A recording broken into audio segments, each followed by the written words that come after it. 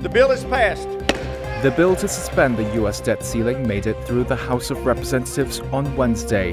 An overwhelming bipartisan majority of 314 out of 435 members supported the measure, suspending the $31.4 trillion debt limit for at least a year and a half. The bill is a compromise deal between Joe Biden and House Speaker Kevin McCarthy that fast-tracks some contentious fossil fuel projects, trims Democratic spending initiatives, and slaps restrictions on federal anti-poverty programs. 71 Republicans voted against the bill. It had to overcome ultra-conservatives, who had publicly said it fails to meaningfully restrain government spending, a view echoed by Chip Roy of Texas in Wednesday's debate. Talk about food programs. I don't hear a whole hell of a lot about what we're doing to devastate American families with rampant inflation because we keep spending money we don't have. To my colleagues on this side of the aisle, my beef isn't that I don't understand the struggle with the negotiators against that kind of reasoning.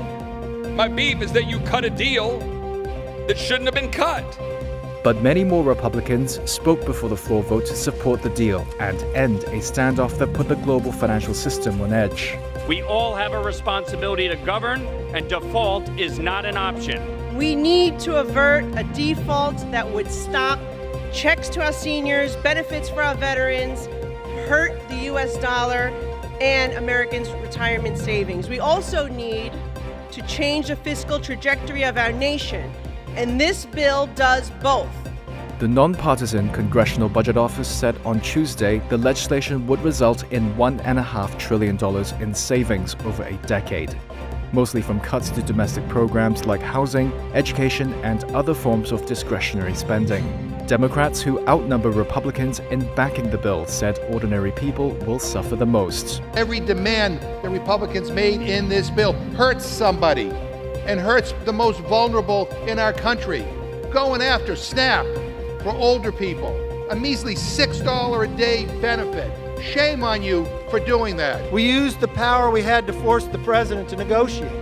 Kevin McCarthy, who almost faced a revolt from GOP hardliners to remove him as Speaker over the debt fight, appeared elated that the fractious Republican majority marshaled in the last minute. This is fabulous. This is one of the best nights I've ever been here. Now I found there's a whole new day here. We've woken them up. The bill now advances to the Democratic-controlled Senate, which must enact it and get Biden to sign it by next Monday to stave off a destabilizing default. Voting there could stretch into the weekend, especially if any one of the 100 senators tries to slow down its passage. In the coming days, two familiar faces are set to enter the 2024 Republican presidential primary: former Vice President Mike Pence and former New Jersey Governor Chris Christie. That's according to sources familiar with the candidate's plans. Pence will soon launch his campaign with a video and speech in Iowa. A source tells Reuters Christie will launch his campaign at a town hall in New Hampshire next week. And both face an uphill challenge in taking on former President Donald Trump. Pence, who incurred Trump's wrath by refusing to support his effort to overturn the results of the 2020 election, has increasingly distanced himself from his former boss and has said Trump's encouragement of rioters on January 6, 2021, put him and his family in danger.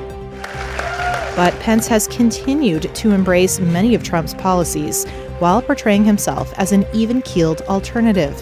He has also appealed more directly to the evangelical Christian community, having spent significant time in recent months touring megachurches across the country. But he's seen little success denting Trump's popularity.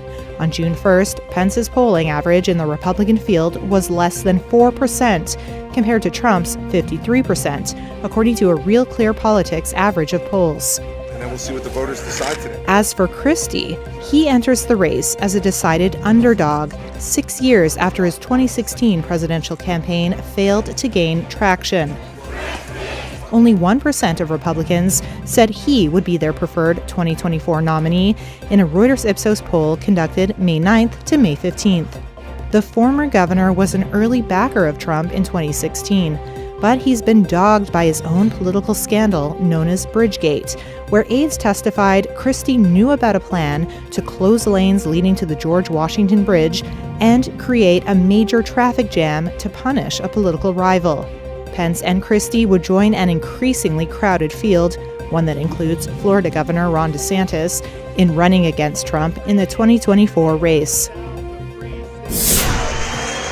Newly declared presidential candidate Ron DeSantis kicked off his first campaign tour beginning in Iowa Tuesday and stepped up to his attacks on Donald Trump.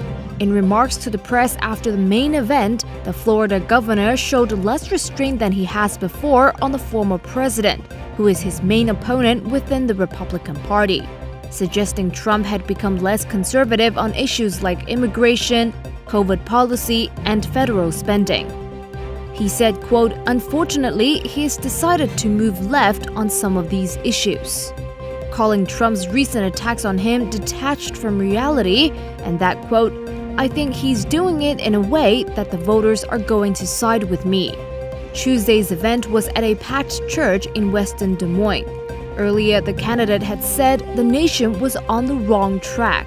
We can see it and we can feel it. Our southern border has collapsed. The Mexican drug cartels have more control over what goes on at the border than our own United States government. Look at the economy. The Biden administration is doing all it can to make it harder for the average family to make ends meet and to attain and maintain a middle-class lifestyle. Upset the narrative. After a glitch-plagued debut on Twitter Spaces last week, DeSantis' choosing Iowa to start an old-school tour is a strategic move. The Iowa caucuses host the country's first nominating contests in election season, as they will next February. More importantly, the state's sizable white evangelical population have sometimes been at odds with Trump, and DeSantis may be able to seize on that. Trump lost the state in 2016 to Ted Cruz, who mopped up most of the Christian vote. DeSantis will hold 4 campaign events across the state on Wednesday before heading to New Hampshire and South Carolina. North Korea's first spy satellite launch ended in failure on Wednesday after the space rocket crashed into the sea. The newly developed Cholima-1 rocket was supposed to put in orbit the North's first spy satellite to keep watch on US military activities, in an unusually candid admission of a technical failure by the North. State media KCNA on Wednesday reported the rocket plunged into the sea because of instability in the engine and fuel system. Neighbouring South Korea said it had recovered what is believed to be parts of the space launch vehicle, including this large cylindrical object attached to a buoy. Seoul's Joint Chiefs of Staff said the projectile fell into waters near the southwestern island of Ochang-do. The North satellite launch on Wednesday triggered air raid sirens and brief evacuation warnings in parts of South Korea and Japan. The notices were withdrawn with no danger or damage reported. How do they ensure that they can trust in their local authorities? And Eleanor Shorey Hughes, a non-resident fellow at EconView, a Chicago-based think tank, says there appears to be a sense of complacency among residents in South Korea and Japan. I feel like every time in this case, if we're talking about North Korea, every time that North Korea fires a missile of some sort, and there is possibility that it may either fly over Hokkaido or be landing within Japan's EEZ, territorial waters, whatever, that people, I'm not entirely sure how serious the Japanese people in this case, or Korean people, or South Korean people will take when it comes to following guidance from authorities. Japan's foreign ministry on Wednesday said it held a phone call with officials from the US and South Korea, during which all 3 countries strongly condemned the North's latest launch and agreed to stay vigilant with a high sense of urgency. UN Secretary General Antonio Guterres also condemned the satellite launch, adding that any launch by Pyongyang using ballistic missile technology was contrary to UN Security Council resolutions.